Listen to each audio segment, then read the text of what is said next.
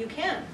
Because at some point, the price is going to be high enough on the demand curve that it causes tax revenues to fall. And that's happened in some cases with alcohol. That they cannot tax it anymore because revenues will actually go down. So you need to know where you are on this graph in terms of pricing and taxes. Sometimes taxing is good. We want to tax to the point where we want quantity to go down. We want people to use less coal, less energy, less batteries, right? So we can increase the taxes. But we have to pay attention to what that tax revenue is going to and the flexibility that policymakers have in setting these prices. Okay? So it's not just a black and white case. It depends on where along the curve you are and what people's willingness to pay is and what that quantity is. Okay. Any questions?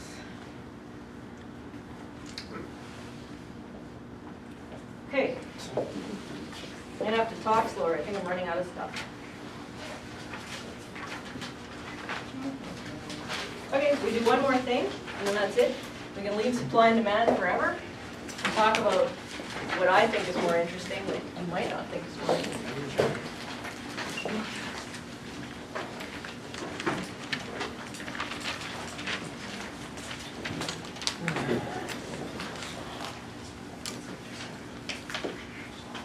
I've been posting the odd announcement, and it asks me if you want text or email, and I just clicked email. But I know that email boxes around here fill up really fast. Yesterday, in the space of 2 hours, I got 47 emails, and it's just too much to deal with.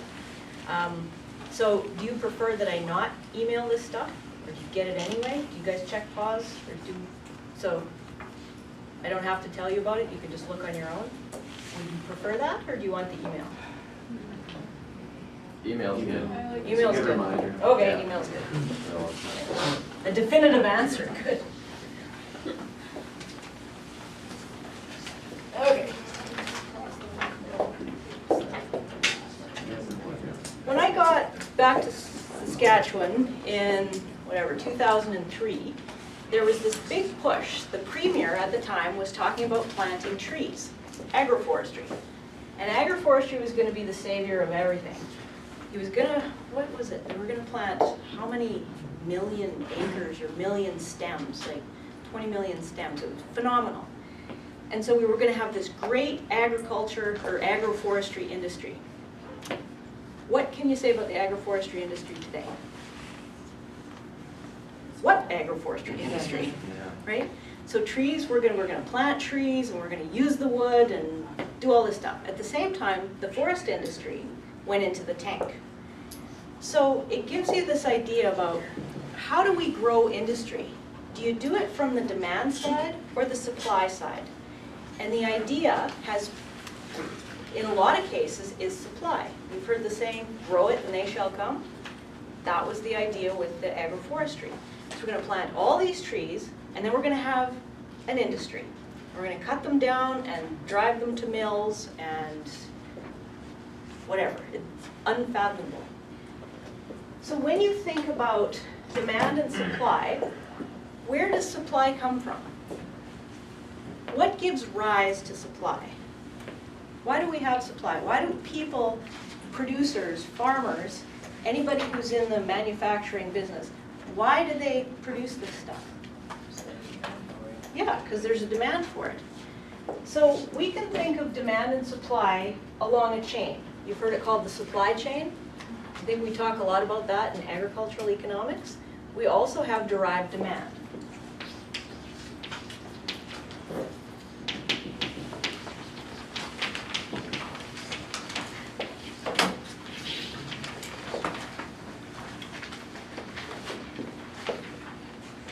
So if we have derived demand,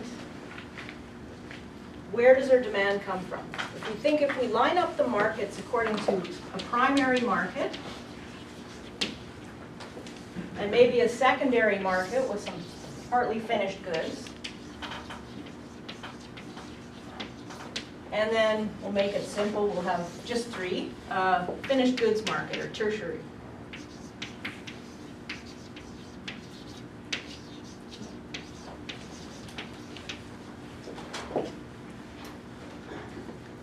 Okay, do you guys in here demand wheat?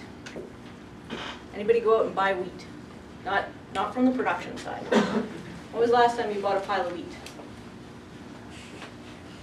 No. Do you use wheat? Do you eat it every day? Some form or another? How do you eat it? What is your demand for wheat? Where does it come from? What do you demand? Bread. Bread. Okay. So this could be your bread market. So there is a demand for bread. And you pay, depending on the type of bread, it could be Wonder Bread, or it could be the artesian bread, or 50,000 other kinds of bread. We have a market for bread in general, price and a quantity. Okay. So the people in the bread market, they also demand wheat. You demand it, but you demand it as a finished product. So where does it come from? There's a demand for flour.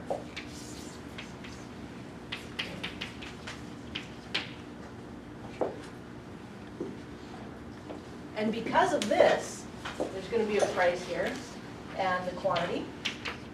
Because of the demand for flour, there's a demand for wheat.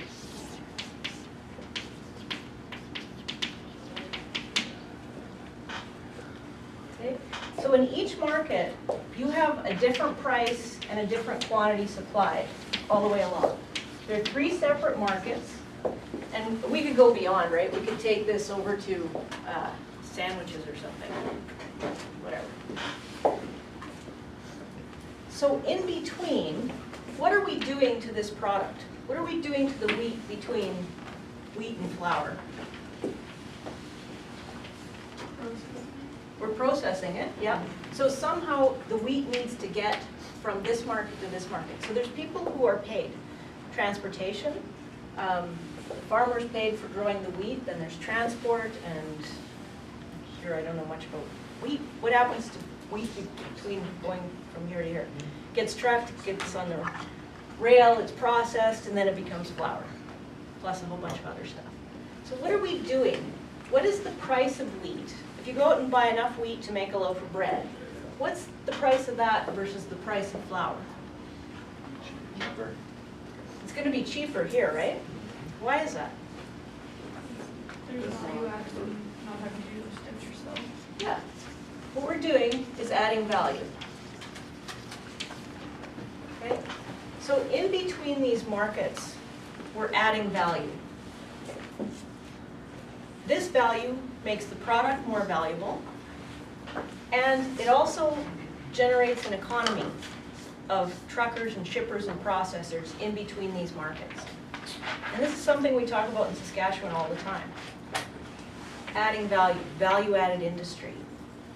And a lot of the focus, I've talked to lots of people about SaskAg and food recently about that, is how do we focus on value-added industry? And even at the university here, what do we focus on? Do we focus on the demand, or do we focus on the supply? Is there a supply curve in there?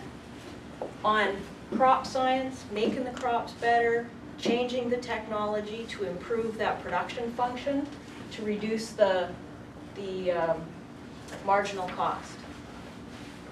So we have to think about demand and supply in terms of how they fit together.